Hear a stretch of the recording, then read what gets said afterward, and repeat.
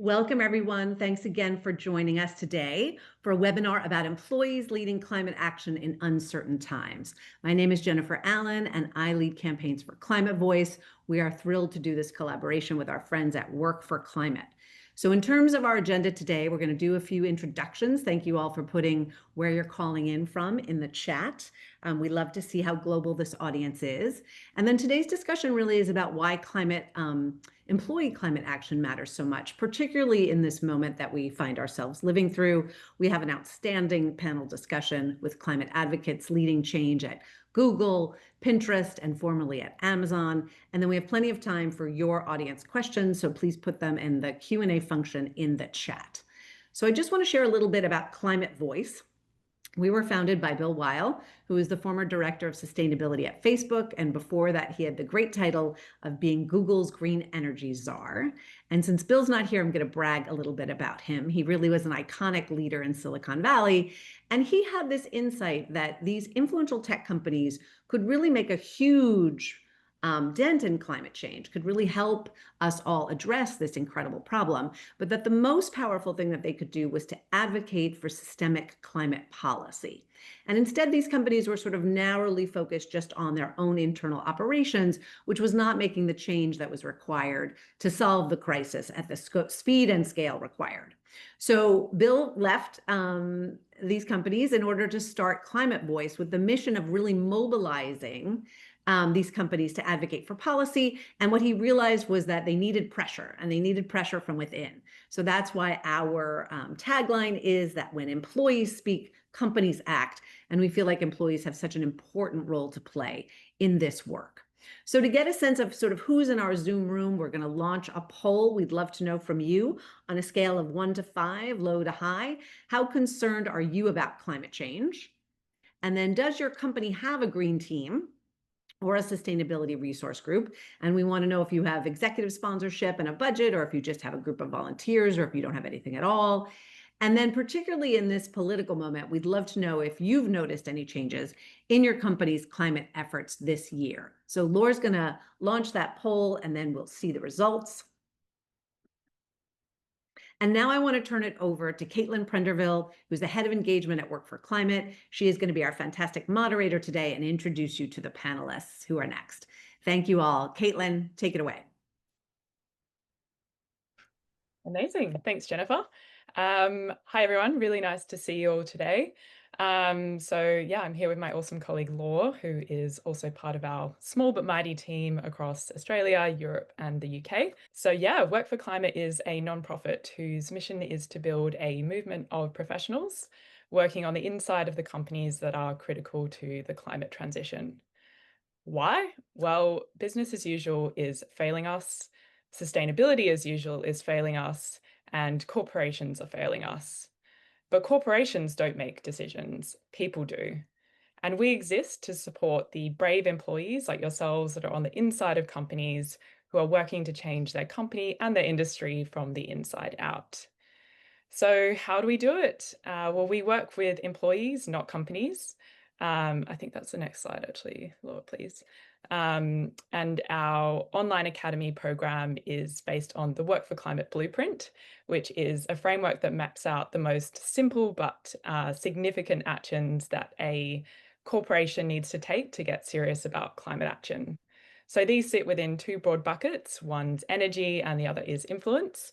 So the energy bucket is things like switching to 100% renewable energy and setting science-aligned net zero and interim targets. And on the other side, we have the very significant influence bucket, which is all about addressing the emissions your corporation creates or hopefully reduces through its broader actions. So things like money and financed emissions, how it's lobbying and what it's advocating for, and its ScopeX or serviced emissions. So onto the good stuff. We are here today because this is a really tough moment around the world. Everything from layoffs and political backlash, climate rollbacks. It's really easy to feel like we're going backwards. But this conversation is proof that the work hasn't stopped and that employees are still finding ways to raise their voice, build coalitions, and influence decisions from the inside. So we've gathered three brilliant humans from different companies who are living this work day to day. They'll share the behind the scenes of what's actually happening right now, from the small wins to the roadblocks, the tough conversations, and the moments of energy that keep them going. So let's get stuck in. To kick us off, let's go quickly around to our panelists. Can each of you please share where you work and what climate issue that you're working on right now? And maybe we'll start with you, Gwen.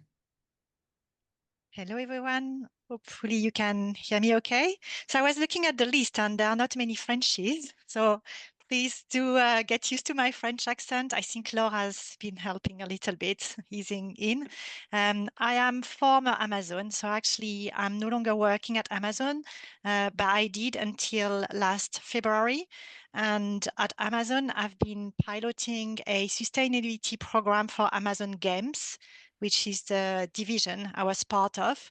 But I've also been running an climate education program within the organization for all division, all employees around the world. So that's what I'll share a little bit about today with you. Brilliant. And maybe over to you, Justin.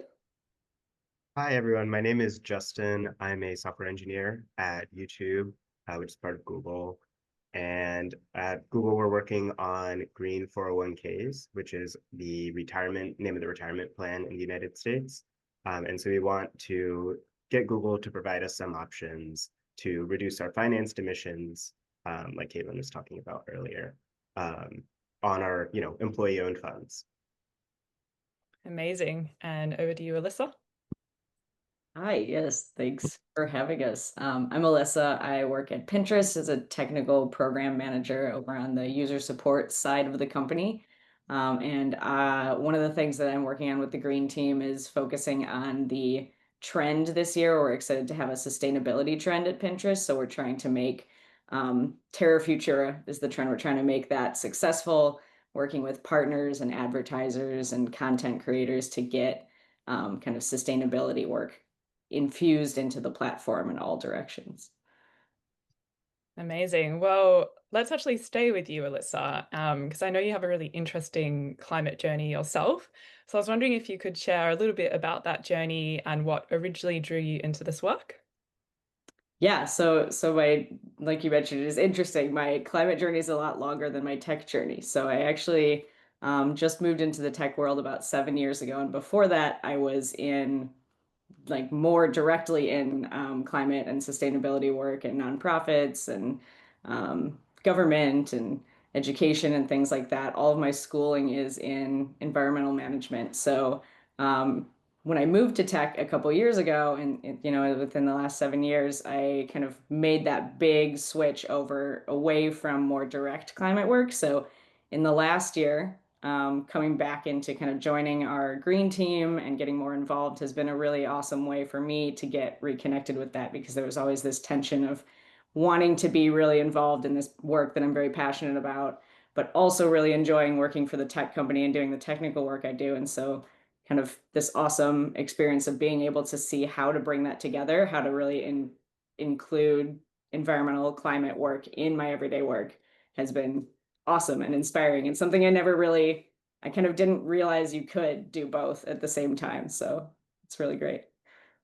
Love that. Yeah, the phrase every job is a climate job really comes to mind there, because you're, I guess, originally in a climate job, but then you're able to make your new tech job a climate job just by the work that you're participating in. Yeah. And so just to follow up, I feel like one of the things that is super inspiring about this work too is the significance, like you mentioned or Jennifer mentioned earlier, of being someone in that space that's maybe not naturally directly climate related and being the voice for climate and sustainability in that other space. Absolutely. So Gwen, you have worked inside a large and fast-moving company, Amazon, where climate wasn't always front of mind. How did you begin to open that conversation with your colleagues? Yeah, so it wasn't a one size fits all, just because of the sheer size of Amazon, 1.5 million employees. It's like a small country. So I first looked where the sustainability people where. I just looked for like-minded people so that I could actually understand the state of play, what the conversations were. And I found some affinity groups actually so that I could join a team and not feel alone. So at Amazon, there is Sustainable Amazonians. That's one group. There are sustainability ambassadors. There are also facilitators of a workshop that I actually run called the Climate Fresk, which is a 3 hours workshop, collective intelligence workshop. That is a really good way to get into the science of climate change. So I joined, and Laura is kindly sharing the reference for me in the chat, so if you want to have a look. So I joined those groups, and through the Climate Fresk, actually, that's how I got involved in climate education within the wider organization. So running that workshop with all Amazonians around the world, because that workshops work online and in person. And then looking at my division, so Amazon Games, when I joined, I was a bit shocked to see how little awareness there was. A lot less than what I experienced before in previous company I worked for.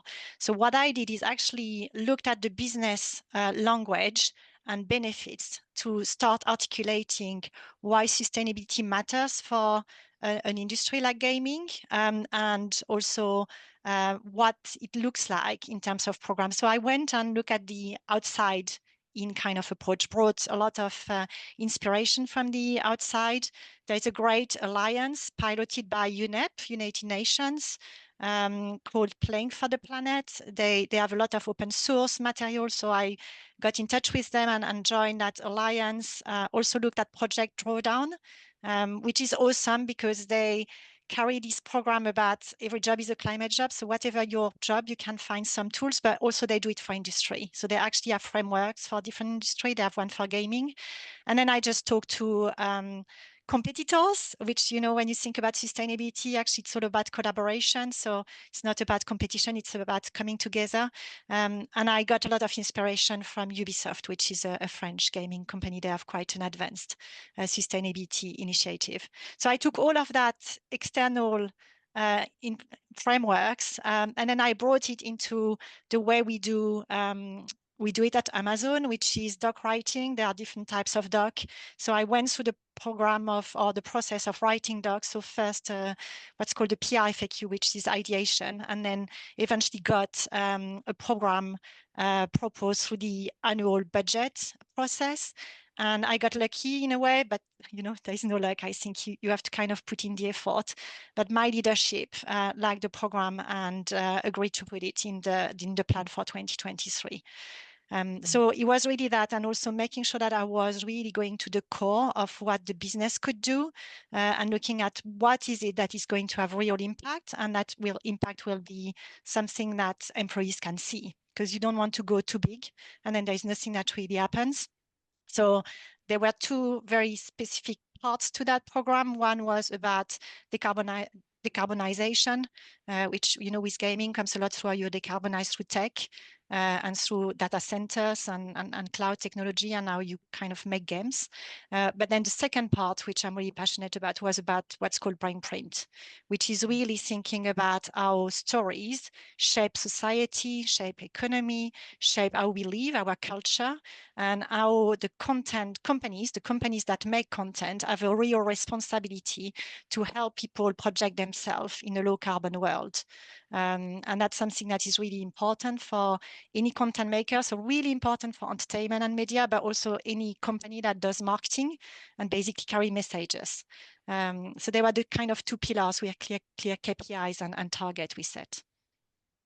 Yeah, amazing. I love that. And I love the way you use the Project Drawdown resources and other guides to really create something bespoke there. And Laura has just linked some more of those resources in the chat. Over to you, Justin. So what led you and your Google colleagues to advocate for fossil-free retirement funds, or 401ks as they're known in the US? Was there a particular moment that sparked it? How did that come about? Yeah, so I'll start with what kind of motivated my colleagues. I actually joined Google fairly recently, a little bit less than a year ago. So I wasn't around for the very beginning, but it started with I think with a Substack article, a blog post from Bill McKibben, who basically argued that, you know, in your retirement accounts, you are financing emissions because you own parts of fossil fuel companies, extraction, refinement, et cetera. And so by divesting those funds, you can produce carbon reductions that are similar to if you installed a heat pump and stopped flying, and et cetera, et cetera. And so you can make a large difference. I think the exact number he said was like $125,000 in your retirement account is similar to all your cooking flights and heating throughout the year. So I guess this is an area where you can make a large impact. And in terms of like impacting your life, it's pretty small. If I change where my money is invested, that doesn't kind of impact my daily life very much. For me personally, I got involved after a presentation from a few organizations like Sphere, Carbon Collective, and As You Sow. And these are organizations that build fossil-free investment accounts and investment assets. So we had a presentation, I discussed with them. There's also a few people on our green teams at Google that are interested in this work. And so I joined this green team. We've had a petition launch, and we've sought signatures from employees to sign on to this ask for Google to provide us with fossil-free retirement accounts. And also we've had a op-ed written in the local newspaper kind of in support of this idea. I think, a couple aspects of this that are important are that we have an existing climate organization at Google. There are people whose job it is to do climate stuff, mostly on the tech side, rather than the policy side. We have an internal organization of a climate affinity group, I guess, called Anthropocene, which is about 5,000 employees out of Google's 180,000 or so. And then on this particular issue of the 401ks, we're actually a really small team, which I think you can use as encouragement that you don't need to get the 5,000 people on board. Our core group is only 4 people. And we've been able to reach out to a lot of different people at Google to try to advance this project. I think maybe the last thing I'll mention is like why we think this is a good angle and why we think we have a good case here. I mentioned kind of the impact of it, but we also have, I think, a lot of legitimacy in this ask because this is our money in our 401ks, our retirement plans. And so really it should be up to us how this is invested. And so asking Google to make sure we have those options is kind of really based in our like personal choice. And I think that gives us a great argument that they can potentially be sympathetic to.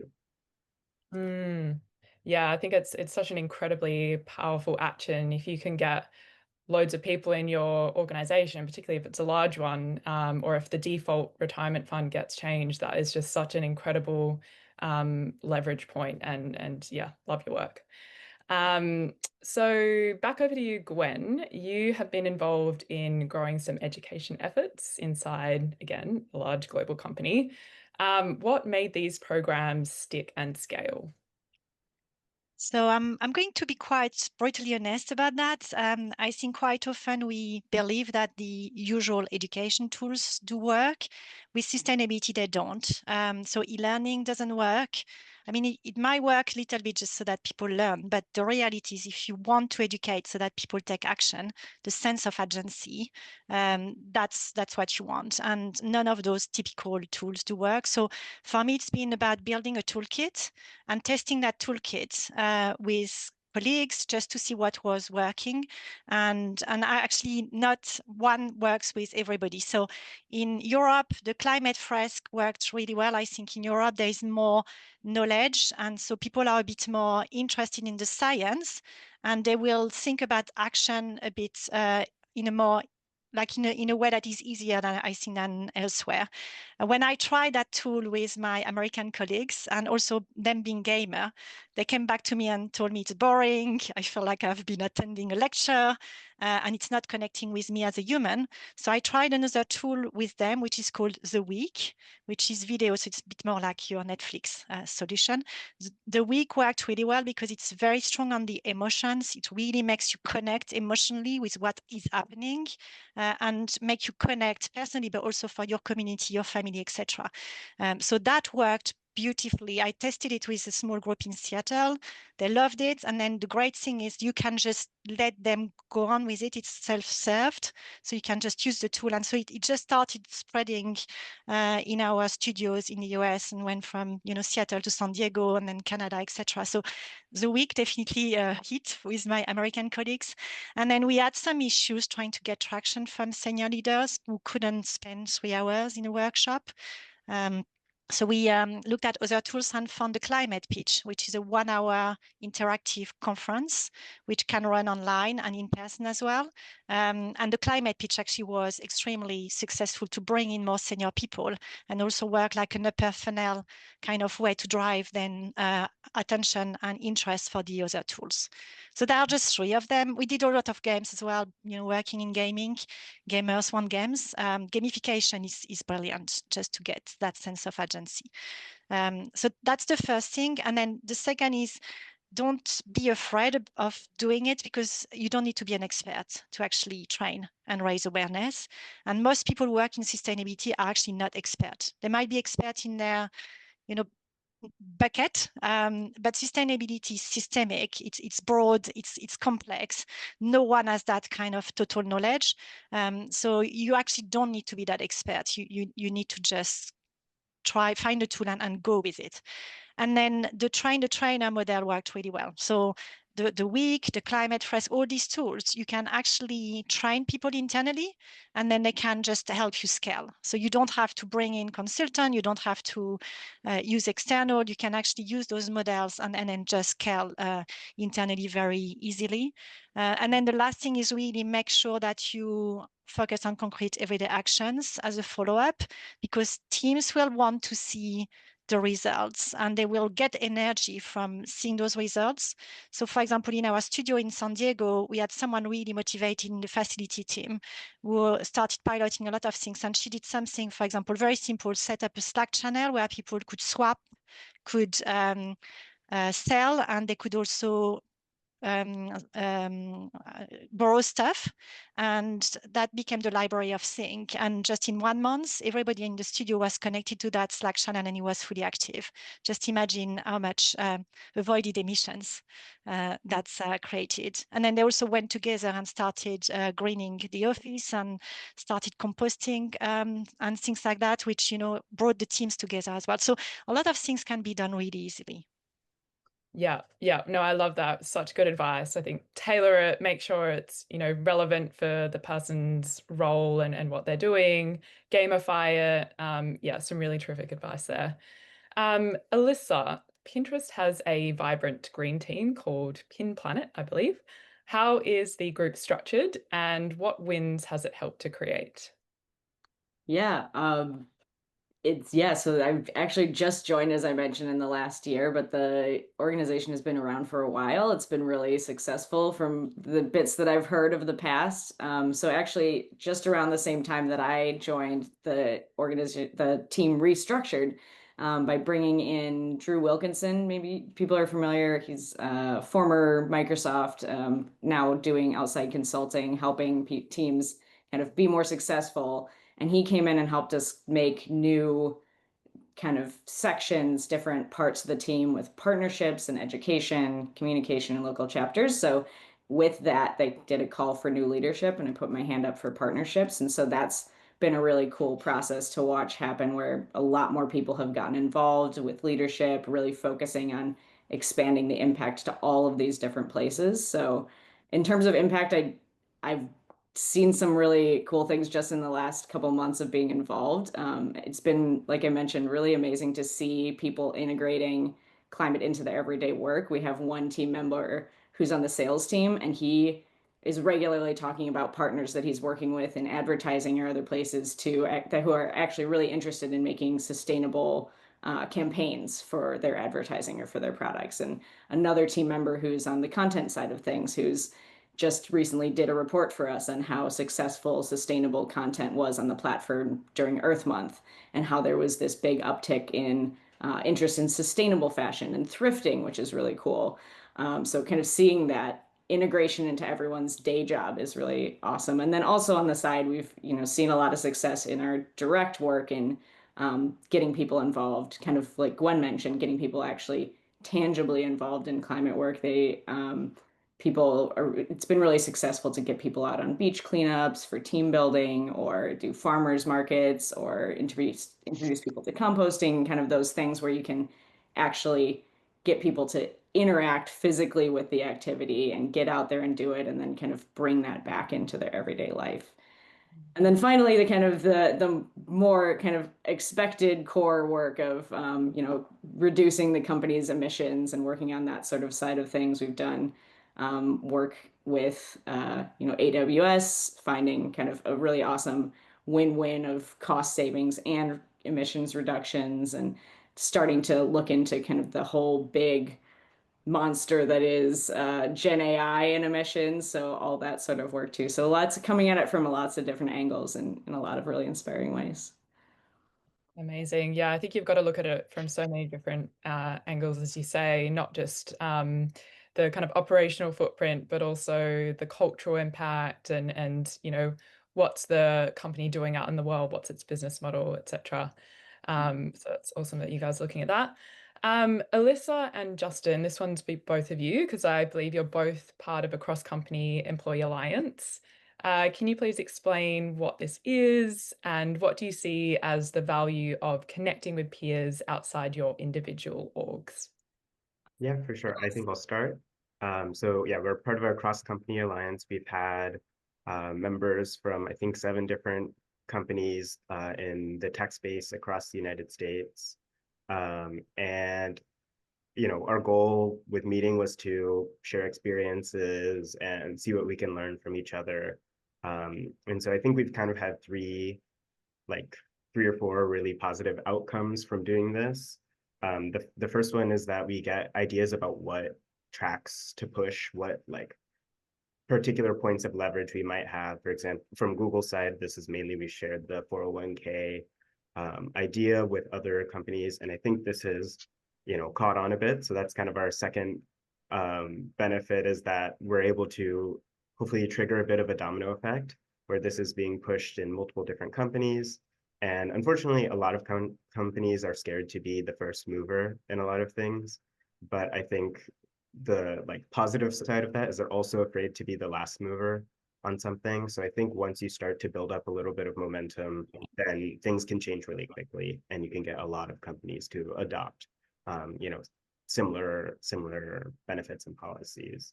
One of the other things we've seen as a benefit is we can share experiences, share places we've gone that didn't lead to much fruit, and places that have been successful.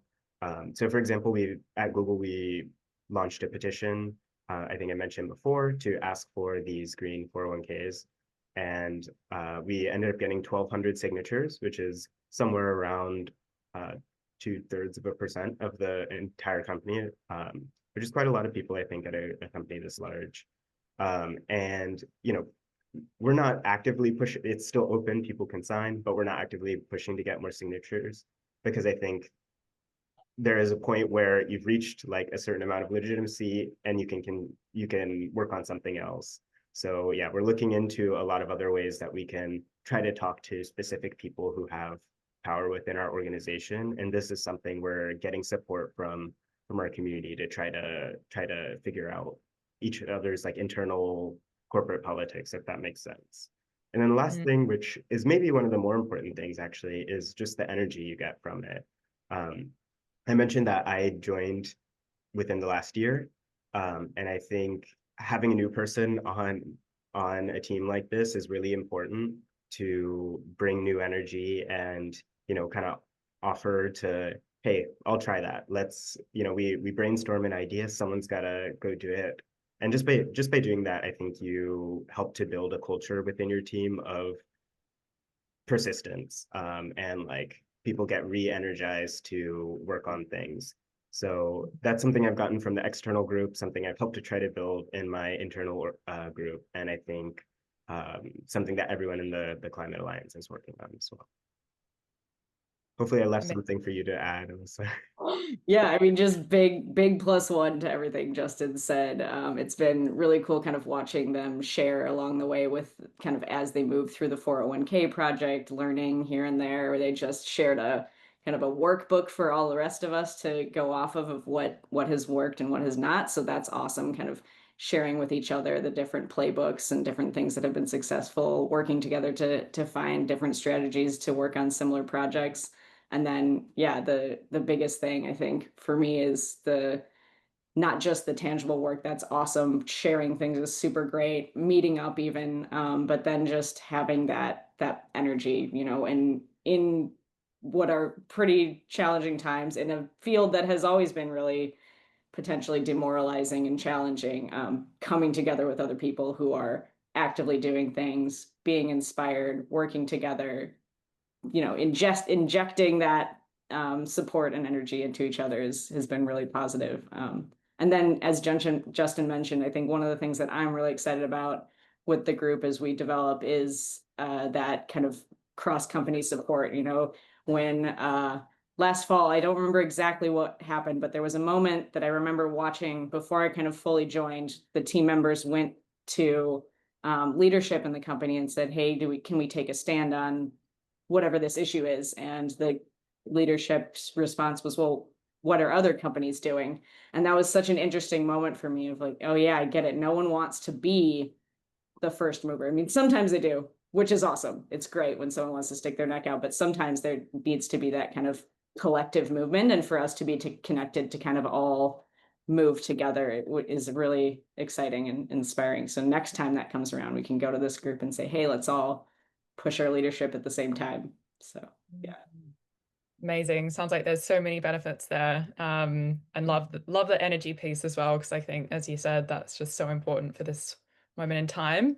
And speaking of, and still on you, Alyssa, what kinds of headwinds or barriers have you experienced recently, particularly in the current US climate policy environment? Yeah, it's not a friendly place at the moment, unfortunately. Luckily, at Pinterest, we've been really lucky kind of in that initial poll there. I said not a lot has changed. We still have leadership support. We still have funding. It's been really great to continue doing our work and particularly focusing in on what I've kind of mentioned a couple times of that combination of sustainability wins in the everyday work with business value connected. So that's been really positive. But I do want to just call out the reality that that's not necessarily everyone. I know that there was recently a report of Salesforce pulling back a lot of resourcing for their sustainability and green teams and things. And a lot of companies are really feeling that impact. And especially when you get outside of the tech world, a lot of my friends from my former careers, you know, in education who are directly in the Forest Service or other direct climate jobs are really feeling it. Lots of rollbacks, lots of impacts. So it's definitely a significant problem at the moment. So having that support at our company has been really, really amazing. And I feel very lucky to be in that space and be particularly in a field where we have such strong resourcing, you know, moving from working for nonprofits that are just grappling for resourcing at all times to a tech company that just has it, is incredible. It's a really amazing opportunity, and it feels like it's important to take that opportunity and make good on it. No, I absolutely love that. And yeah, I think there is such a range of reactions that are going on out there in companies at the moment. But I think that message that it's not all, you know, not every single company out there is just dropping like flies. There's still a lot of really great work going on, and there's still that momentum. It's just maybe less visible than it was before. I think that's a really motivating message. This one's for you, Gwen. So even after leaving Amazon, you've stayed close to others doing this work. What do you see as some of the biggest challenges that people are facing in this moment?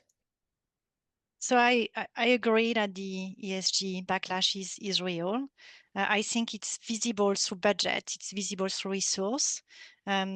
It also means that sustainability teams within companies, they really struggle because they have to do more with less, and they're getting a lot of pressure on compliance requirement and there is the whole greenhushing elements that's coming to play as well. So they actually can't talk that much about what is it that they are doing.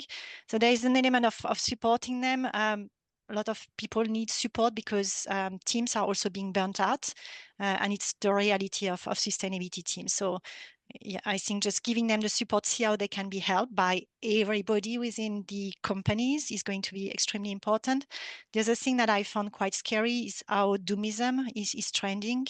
And then, coming from a tech world, and I don't know how you feel about that, Justine and Elisa, I'm really worried about the Gen AI frenzy. Like people are just, that's the new buzzword, but nobody's actually taking the time to not make it black and white, to really understand what that means, to understand what level of education is needed, where is Gen AI going to help, where is it not going to help, what is the environmental impact. Sometimes people talk a little bit about carbon impact, nobody talks about water. So there is a lot to grasp. And I think for me, looking at the tech world, definitely what happens with Gen AI is something to keep an eye on and see how the dedicated support can be brought. And then there is two elements, two big challenge, I think, that are happening right now. The first one, I'll call it the storytelling crisis, or I don't know, creativity crisis. I think people they're a bit dry, like they need new narratives. They just don't know where to start. And they're not inspired, and they don't have stories to show them the way. So I think it's important that we are all storytellers, basically. Like I said, humanity is story, right? We make society based on stories. We build communities based on stories. Kids are educated. Education is stories. We just need to show more of those positive stories and create them as a collective, because the majority of the stories we are immersed into are quite dark, quite dystopian, and they don't empower people. So being a storyteller, and embracing our storytelling power, I think is something that is really important. And the other one is just talk about it. There is actually an interesting article that was in The Guardian recently. I don't know if you have seen it, but that article basically shows, and it's a global survey, that 89% of people are worried about climate change. So I think that thing about people don't give a shit is not true. People do, but they think that nobody else is worried like they are. And so it's called the spiral of silence, and it's real. So I think just breaking that spiral of silence and starting talking about it, bringing that voice back is extremely important, just to help people feel they are not alone. And then the other thing is people need agency. And again, I'll quote a TED talk this time that I really recommend you watch. So it's from a neuroscientist who is working for the Climate Action Unit at UCL, which is a university in London. His name is Chris DeMeyer, and his TED talk is called "Why We Need to Change How We Talk About Climate Change." And basically, for me, that was a bit of a revelation. What he's explaining is that the conventional wisdom that beliefs and knowledge is what drives action is actually not correct. And psychologists have known that since the 1930s. So it's not new knowledge, but it's just a conventional wisdom that we still believe that. The reality is it's actually more often our actions that drive our beliefs, because the way our brains work, once we do something, our brain is going to start justifying that thing that we are doing. And so actually getting people to get into action and inspire them with action is the best way to drive that sense of agency. So really recommend that talk. For me was quite insightful, and also gave me some slack in a way, because some of the days where it was really hard, I was just like, I don't need to say stuff. I can just express my climate glow or climate shadow, or, I can just do things and people will mimic, they might see it, and I'm actually contributing indirectly. So that's another good tip I found. Yeah, really brilliant stuff there. So Laura has also just posted a few of those articles and resources that Gwen just mentioned. I'll also try and gather all of these to send out to you after this webinar, so you've got them all collated. I might finish off with a closing question for the panel so we can move on to the Q&A. So the last question is, what advice would you give to someone trying to navigate how to make their company pay attention to climate right now? And let's start with you, Justin. Yeah, so I guess I'll mention like one of our biggest challenges we've had is finding out who to talk to, right? Like who can actually make the decision. And so what our key goal is like make a power mapping of who can make decisions. Initially, we had reached out to a lot of people within the sustainability org, but I think due to like Google's self-conception as a tech company, all of the sustainability individuals are working on technology rather than policy, or most of them are working on technology. I think that's what Google likes to market. And so we're working on ways to, to find who can make these decisions between benefits and sustainability related people. And then also we're leveraging commitments that Google has already made. We're in a fortunate position where our company has made some commitments to climate. And so one of the things we're doing is working on the greenhouse gas protocol.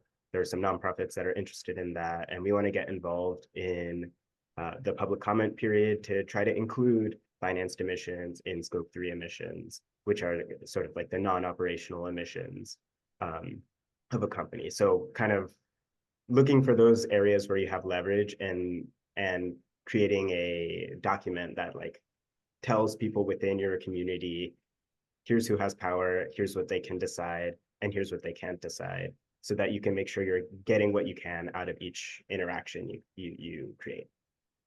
Amazing. What an incredible answer. I love all of that, particularly the power mapping and everything about power. It's just such an important thing to do as part of this process, and something we teach a lot at the Work for Climate Academy.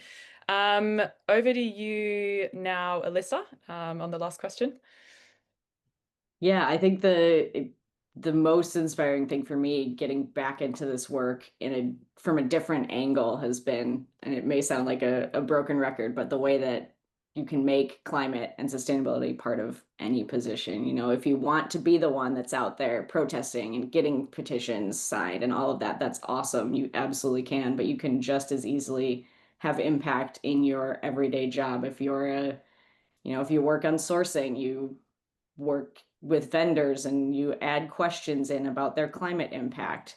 If you're in, for our side, sales, you can make sure that you're just mentioning sustainability campaigns to your advertiser partners in case they're interested. You can build sustainability and climate work into everyday work, and it's the less flashy, less exciting stuff that's just as impactful as getting out there, sticking up your neck, making a big stink about it. So having that perspective has been really amazing in the last year, seeing all the ways that even in something you never considered was a climate related job could have an impact across everywhere. Yeah, no, I love that. Again, that idea, every employee, no matter where you are in the company and what your level of seniority is, you can be a climate leader and you can step into this role of a change maker. I think is a really, really important one. And I'll move over to you, Gwen, for again this last question on some advice you would give to someone trying to get started with this work. Yeah, so I mean, the first one is don't do it alone. Find your crew. I think it's exhausting by yourself if you're alone, but it's really energizing when you are part of a group that is pushing that effort. And then the other one is actually that I heard that today at the London Climate Week in London, and I found that brilliant. Culture is upstream to policy. So invest in culture, and that is going to be the way to actually be able to be upstream to policy. And then the other thing that they were talking about is how companies are focused and fixated on decarbonization, but they tend to forget their sphere of influence. And actually, the sphere of influence can be even more important. When you have started to, like most advanced companies, they have already decarbonized through their first two scopes, so the direct scope, and they are trying to decarbonize through scope 3, which is indirect, which is really hard. If you don't use your influence, if you're not working with the rest of the industry to do it, it's unlikely to happen. Companies that are trying to get to net zero, if they don't have the green grid, and if they don't have the green transportation, and they are doing physical goods, that's just not going to happen by magic just because they want it. So I think that element of influence and getting that outside in and inside out is extremely important. Awesome. Well, what an inspiring way to finish the panel. It's looking like we've got some good Q&As coming through. Just a reminder to upvote any that you think are particularly interesting. But one that jumped out to me that I might start with in this Q&A panel is for you, Alyssa. And it's from Van Ricker. It says, I know Alyssa talked about in-person events. How else do you find the best way to engage people? Other than in-person events? Other than in-person events is I think my read of that question, but please come off mute, Van Ricker, if I've misread that. Yeah, I think that's a great question for me, particularly because I'm a fully remote worker. So I grapple with that a lot of not having an office to go to. Whenever there's a farmer's market or a beach cleanup or something, I'm never able to be involved in those things. So I think that's finding ways to make more virtual solutions happen has been something I'm working on. You know, I think we've had some success with Earth Day trivia where people get all hyped to work together and learn about climate issues, or being part of we have an upcoming makeathon. That's something that's been really successful every year. It's kind of like our hackathon experience, and every year our green team submits one or two projects to that. So getting people involved in proposing a sustainability climate related feature or tool to the makeathon is a way that we get a lot of involvement. So yeah, having those more virtual opportunities is just as important. Yeah, terrific. I love that idea of a hackathon where if you can get people to submit ideas and they kind of have that sense of agency and ownership over it, it's not sort of just top down, it's like very much involved, and a great way to engage folks. Yeah, and it brings all the different skill sets together. You know, the people that are on the engineering team are coming together with the people on the creative side, and everyone works together in a really awesome way that just kind of gets people excited to use their skills towards a common project. Brilliant. There's one that's had a couple upvotes here, so I'm going to ask this. This one's for you, Gwen, and it's, did you need different ways to appeal to younger and older colleagues? And then I think referencing the toolkits that you described. No, it wasn't an age thing. It was more like a culture thing. I think depending on countries or regions, rather than age. The tools I mentioned, they are perfect for anyone who is 18 and above. For younger, I think then there is an element of how much they have learned at school and then not causing eco-anxiety. The climate fresk, though, that I mentioned as a kids version, and I've been running it in university and in schools. So that's a good tool to think if you have kids in mind. But again, I'd say keep the kids below 10 out of the equation. They need their childhood. So there is also that piece about eco-anxiety that needs to be managed. But it wasn't a younger kind. I think that divide that we think about, where we say young people need to solve climate and older people don't care, is actually not correct. I think it's just one of those myths that needs to be clarified. So true. Great. We have a question here about Gen AI. So I might ask this to you, Justin, given that you're at Google. I guess you're all sort of tech companies, but I'm going to ask you anyway, Justin. Okay. The question is, how can employees tackle the impact of Gen AI in an organization and beyond, really? Gen AI comes up in offline conversations these days, and it's hard not to feel hopeless about it. Are there maybe resources you'd recommend or a support group? Sweat, smile, emoji face. Yeah, I don't know if I have an amazing answer for you. I think like there's actually vibe coding week in my organization. Ask ChatGPT, Laura says in the chat. Yeah, I mean, from there, I think there's two ways to look at it. One being like the energy perspective, and then since a lot of us work in tech, some of us are also concerned about like the job displacement potential. In terms of like a climate perspective, you know, I think there's like some movement, as Gwen mentioned, on the energy side of things to like not do this in the least responsible possible way. There's like could always be more for sure. And then I think there's also, you know, some unfortunate reporting I've seen about the water she's mentioned, or like even just like the co-located sites that having various impacts, like their water pressure is 0 because they live near a data center or something, right? In terms of like, how can you work on AI or like change AI policy within your organization? I think it's probably similar to anything else of like, find a community in your organization and talk about this and like brainstorm things, make statements, talk to outside kind of folks, and like get your opinions out there, basically is what I'm saying. And then like maybe you'll find that there are more people who are interested in having conversations about this. It's not necessarily that everything will be good or bad from this, but you can kind of, by starting the conversation, maybe you can find some avenues to go forward. And I think the Gen AI stuff is on a earlier trajectory, and like it's less mature than the climate organizations thing. So I think it probably has to go through some more workshopping to get to this level where we have some better answers, I think, on what you can do about climate stuff. Melissa, do you want to jump in here?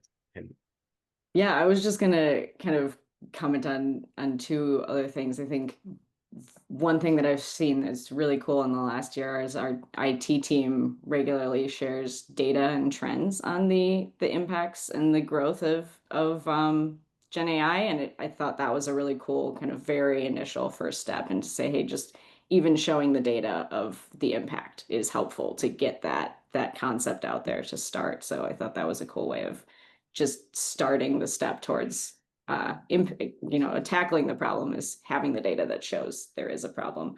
And then the other thing is just drifting a little bit into Drew's question in the chat of executive sponsorship. I think that's been a really cool experience we've had in the last months or so. We had an opportunity because our executive sponsor helped us connect with other higher up leadership in another part of the organization that works on Gen AI. So getting those meetings and having the green team go in front of the kind of C staff level person who's in the world of Gen AI for our company was huge, even just having that conversation. So that's kind of touching on Drew's question too, of having the meetings with the people that have the impact. Brilliant. Well, in the interest of time, I might wrap it up there. I just wanted to quickly touch on, I accidentally pressed answered question live for your question, Steve, which was around how did your efforts at Amazon positively influence the publicly branded climate pledge commitment? Just quickly on that one, we actually have a full guide on how that came about on the Work for Climate website by Maren Costa. It's a really fantastic resource. It goes through all the tactics and lessons that she learned. So I'd really recommend that. We might not get time to answer that now, unfortunately. But yeah, thank you so much to our amazing panel. You've been really, really fantastic. You've answered all the questions, and yeah, it's been really inspiring to hear your stories. To close us off, I might just get you to switch there we go, Laura. Thank you. So yeah, just a really quick call to action. If you are ready to turn your job into a force for climate action, we do have a Work for Climate Academy kicking off this September. It's actually our first European and UK one. And yeah, would love for you to join. Spots are limited, so would recommend getting the applications in soon. Yeah, it's a 3-month cohort-based online program, and it will give you the tools and the confidence and the community to drive meaningful change at work. So yeah, you'll gain practical skills to help you identify those most important and impactful changes that your company can make, as well as leadership and influence training, all backed by expert coaches and live sessions as well. So yeah, you can register at our website, workforclimate.org. And I'll pass over to Jennifer to close up. Well, I just want to thank everyone for joining us. I want to thank our panelists for their incredible insights, and I want to thank our Work for Climate colleagues for an amazing collaboration. Please follow Climate Voice on LinkedIn. That's where we are. If anyone you know is interested in joining our cross-company climate alliance, please email me directly. I just put my email in the chat. We have a couple of petitions that we're pushing. I put those links in the chat as well. Escape the Chamber is trying to counter trade association obstruction, and We Lead on Climate Policy is really for sustainability professionals. We also have a climate guide, which highlights other employees taking amazing climate action. So I hope everyone leaves this webinar inspired to take action despite the uncertain times. Thank you all for coming, and I hope our paths cross again soon. Thanks all.